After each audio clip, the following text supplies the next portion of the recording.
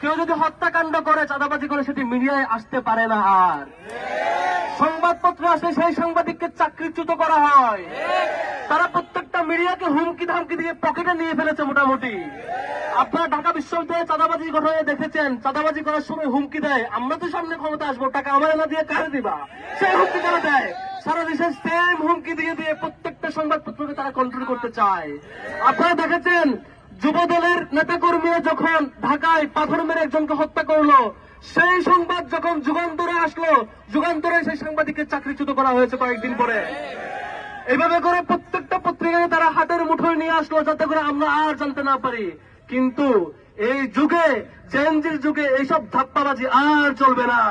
আপনি শেরপুরে খুন করবেন, মুহূর্তের মধ্যে খবর ঢাকায় চলে আসবে, সংবাদপত্রের ছাপাক বা না ছাপাক, আমাদের সামনে সেই সংবাদ চলে আসবে, গণপ্রতিরোধ হবে, বারবার 5 আগস্ট ফিরে আসবে। এমন করে আপনারা দেখেছেন, সম্মানিত বিক্ষুব্ধ জনগণ, আপনারা দেখেছেন এই যে হত্যাকাণ্ড, এই হত্যাকাণ্ড ধারাবাহিকতা এখানে থামে নাই। আমরা দেখেছিলাম সেই 14 জুলাই এই ঢাকা বিশ্ববিদ্যালয় এলাকায়, 14-15 জুলাই ঢাকা বিশ্ববিদ্যালয়ে ছাত্রলীগের সন্ত্রাসীরা ছাত্রীদের উপর হামলা করেছিল। এখন আমরা দেখি বিএনপির সন্ত্রাসীরা গ্রামে গ্রামে নারীদের উপর হামলা করছে।